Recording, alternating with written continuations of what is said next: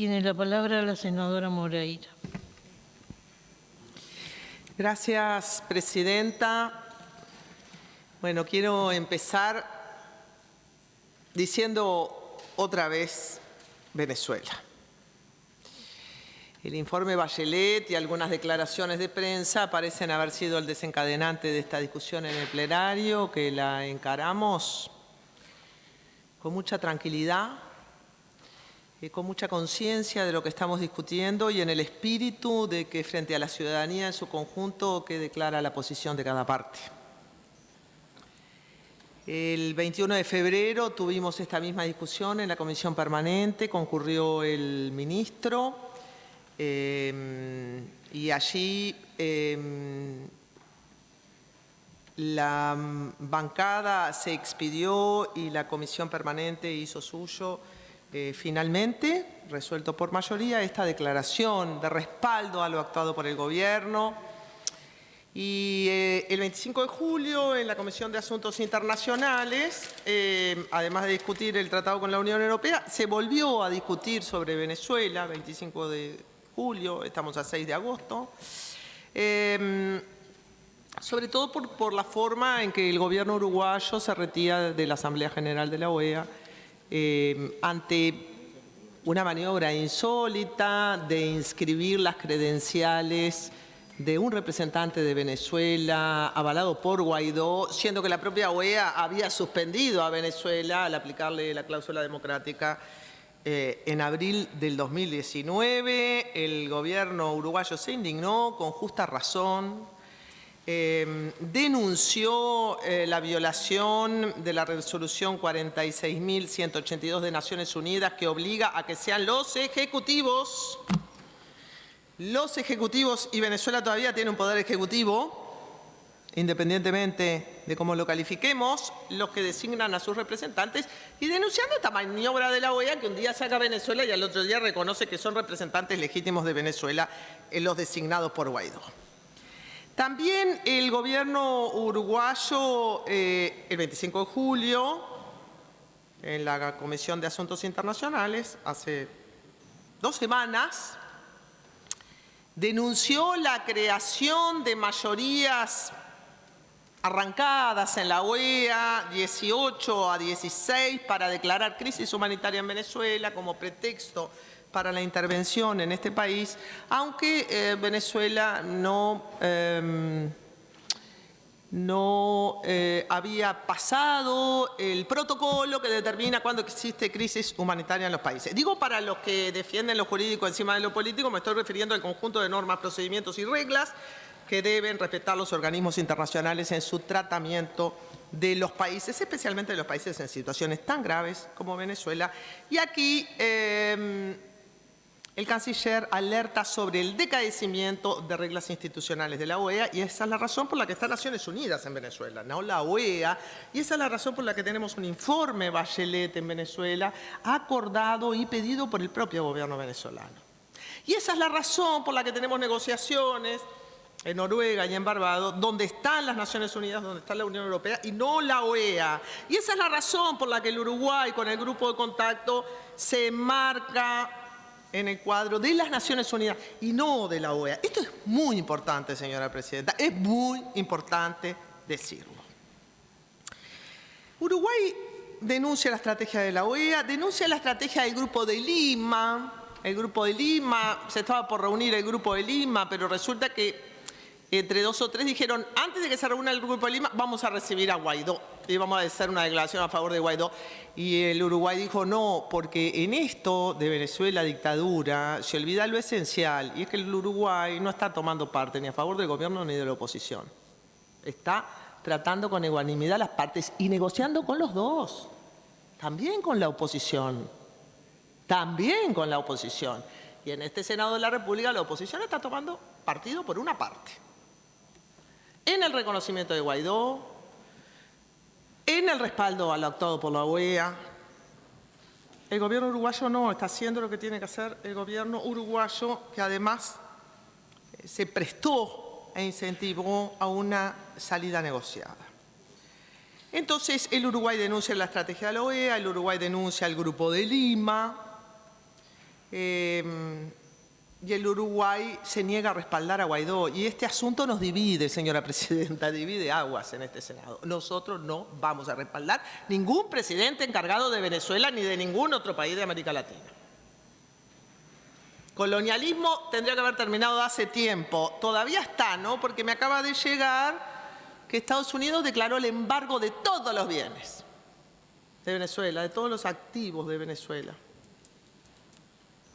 También podría declarar el embargo de los bienes del Uruguay, de las reservas del Uruguay. Tal es el poder que Estados Unidos tiene financieramente sobre el mundo. Digo, para los que no quieren hablar de imperialismo, cuando Estados Unidos toma una decisión económica sobre activos, sobre moneda y sobre empresas, es capaz de estrangular a cualquier país del mundo, y eso es lo que está pasando en este momento con Venezuela, y eso es lo que denunciamos todos los días. Entonces, termino con el capítulo OEA, porque me parece que el capítulo OEA es parte de lo que está pasando. Me parece que la Secretaría de la OEA ha jugado en forma muy política y muy poco apegada a normas, muy política y muy poco jurídica en este asunto de Venezuela.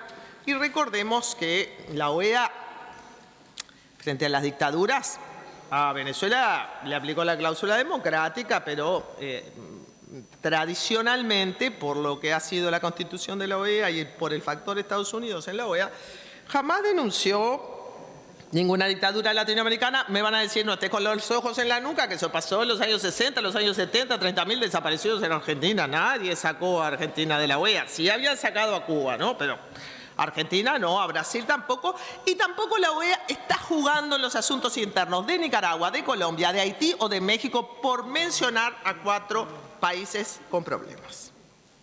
¿Por qué Venezuela? Entonces, en segundo lugar, quiero dejar claro que con respecto a este rol de la OEA, acá hay una división tajante entre el gobierno, la bancada parlamentaria y la oposición en el respaldo o no al juego político de la OEA, debilitando toda la infraestructura institucional, jurídica y normativa de este organismo. En segundo lugar, Uruguay propone la negociación, ¿no? Primero hace el consenso de Montevideo, después propone la negociación en el grupo de contacto, respalda las negociaciones en Barbados y Noruega, y la oposición dice que está a favor de la negociación. Yo he escuchado a algunos, ¿no?, acá decir, estamos en contra de la intervención extranjera, estamos en contra de cualquier intervención, creemos en la negociación. Ahora, cuando el país, el gobierno del país, decide respaldar la negociación, incentivar la negociación, esforzarse en un acuerdo, la oposición no acompaña al gobierno. ¿Pero cómo? ¿Verdad que estaban a favor de la negociación? ¿Por qué no acompaña al gobierno? ¿Por qué? Si están a favor de una solución pactada, negociada, transicional, ¿por qué no acompañan a su propio gobierno? Porque no es el gobierno de Brasil y de Argentina, es el gobierno de Uruguay, que es un país chiquitito así, el que ha sido la punta de lanza en esta negociación. En vez de reconocerlo, o es un problema entonces que no lo reconozco porque es mi competidor político. Quiero entender por qué la oposición no respalda al gobierno, que ha sido la punta de lanza de la negociación, que por ahora es la única que existe, ¿no, señora presidenta? Porque no hay otra. El Grupo de Lima transforma en combustible todo lo que encuentra para ocasionar un incendio. Pero la negociación, esta negociación que existe, esta negociación donde está Enrique Iglesias, que no es de izquierda, enviado por el gobierno uruguayo, de esta negociación la oposición no se hace cargo. ¿Por qué no se hace cargo?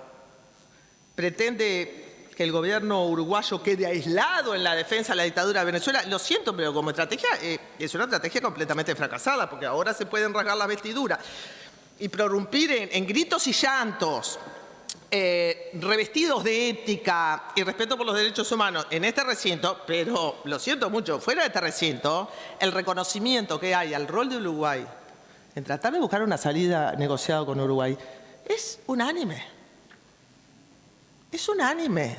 Porque el Grupo de Lima juega lo que juega, pero en algún momento algún país de América Latina reaccionará que no quiere ser cabeza de puente para un ingreso de Estados Unidos en América Latina. Este razonamiento ya lo está haciendo Brasil. Entonces yo lo que digo es que acá se pueden rasgar las vestiduras, prorrumpir en gritos, tratar de meter el tema Venezuela en la campaña electoral, pero lo cierto es que el gobierno uruguayo no quedó aislado internacionalmente, por el contrario, ha tenido un reconocimiento internacional importantísimo en relación a la negociación de Venezuela. El informe Bachelet. Bueno, insisto que el informe Bachelet es un informe que lo pide Venezuela, es decir, Venezuela se presta a darlo, ¿no? Si no, las dictaduras no admiten misiones que vayan a ver sus datos y que digan que hay 5.317 muertos por resistentes de la autoridad. Eso en dictadura es medio extraño, pero no importa, después vamos a las tipificaciones de dictadura. Pero lo cierto es que el informe Bachelet entra y las ONGs entran y ACNUR entra porque el gobierno venezolano dice, bueno, hagamos algo. Es un acuerdo. El informe Bachelet, sobre esto quiero ser muy clara y dar mi posición y la posición de mi sector. ¿Hay violaciones a los derechos económicos y sociales en Venezuela? No cabe duda. Empiezo por lo primero. Carencias en medicación, de la más básica.